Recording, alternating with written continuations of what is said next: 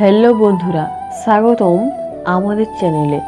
আজকের ভিডিওতে আমরা জানব স্বামী স্ত্রীর ঝগড়া কমানোর 10টি বিজ্ঞানসম্মত উপায়।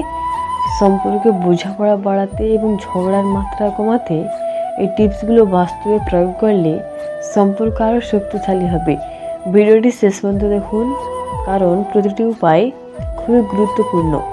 তাহলে শুরু করি। নাম্বার 1, সক্রিয়ভাবে শোনার কৌশল। ঝগড়ার মূল কারণে একটি হলো আমরা কখনো সঙ্গীর কথা মন দিয়ে শুনি না।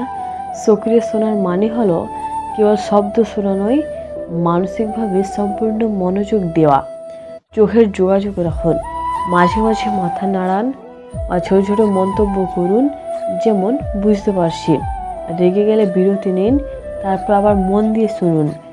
রোজা এবং মাহির মধ্যে নিয়মিত ঝগড়া হতো।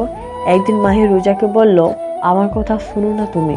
রোজা তখন সক্রিয়ভাবে মন দিয়ে শোনার চেষ্টা করলো। শুধু শুনলো না, মাঝে মাঝে নাড়ালো। কয়েক সপ্তাহের মধ্যে ঝগড়া অনেক কমে গেল। গবেষণায় দেখা গেছে সক্রিয়ভাবে শোনার সম্পর্কে বোঝাপড়া 30 থেকে 40% বাড়ায়।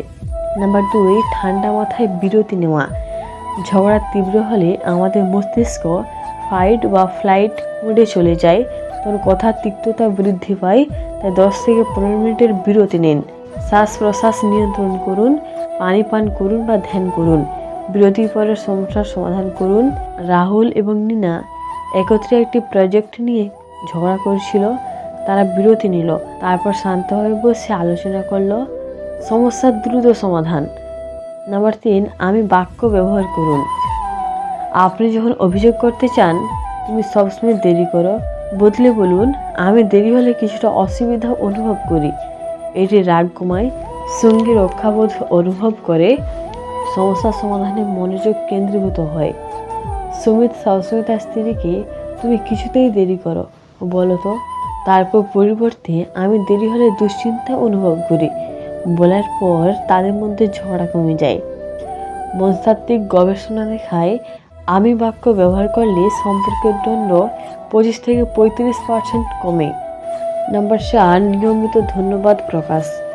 ধন্যবাদ জানানোর ছোট ছোট অভ্যাস সম্পর্ককে মজবুত করে। প্রতিদিন অন্তত একটি কাজের জন্য ধন্যবাদ জানান। ছোট টেক্সট মেসেজ বা চিঠি ব্যবহার করুন। প্রশংসা করুন, শুধু অভিযোগ নয়। পল্লব তৃপ্তি রোজ সকালে একে অপরকে ছোট ছোট কাজের জন্য ধন্যবাদ জানাতো। তাদের সম্পর্কের সুখ বৃদ্ধির হার গবেষণায় প্রায় 35% বৃদ্ধি পেয়েছিল। নাম্বার 5, যৌথ সিদ্ধান্ত গ্রহণ। বড় সিদ্ধান্ত যেমন বাড়ি কিনা, ছোট সিদ্ধান্ত যেমন খাবারের পরিকল্পনা, সবই যৌথভাবে নিন। একে অপরের মতামত ভাবুন, সমাধান খুঁজে নিন, একে অপরকে ক্ষমা দিন, একে অপরের স্বপ্নকে গুরুত্ব দিন।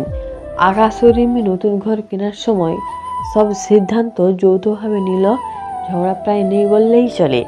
নাম্বার 6, শরীরের ভাষার যত্ন। শরীরের ভাষা অনেক কিছু বলে। চোখে চোখ রাখুন, হালকা হাসি বা কোমল সম্পর্ক করুন। রাগ বা বিরতি প্রকাশ খুব কম করুন। ঝগড়ার সময় চুপচাপ বসে থাকতো। তার স্ত্রী জানতো সে বিরক্ত, কিন্তু কোমল স্পর্শের ফলে ঝগড়া কমে গিয়েছিল। নাম্বার 7, সমস্যার মূল খুঁজে বের করা। প্রায় ঝগড়ার মূল অন্য কিছু, সমস্যার মূল খুঁজুন, যেমন মানসিক চাপ বা কাজের চাপ। তাৎক্ষণিক অভিযোগ নয়, মূল সমস্যায় মনোযোগ দিন। অনিল সবসময় দেরিতে বাড়ি ফিরত। ঝগড়ার মূল হলো ওর অফিসের অতিরিক্ত চাপ। নাম্বার 8, হালকা রসবোধ হাসি বাক্য। হাসি সম্পর্কের চাপা কমায়। ঝগড়ার সময় হালকা রসবোধ ব্যবহার করুন, ছোট ছোট গল্প বলুন। সুশান্ত ও প্রিয়া ঝগড়ার সময় মজার অভিজ্ঞতা শেয়ার করত, ঝগড়া দ্রুত থেমে যেত। নাম্বার 9, নিয়মিত যোগাযোগ বজায় রাখা।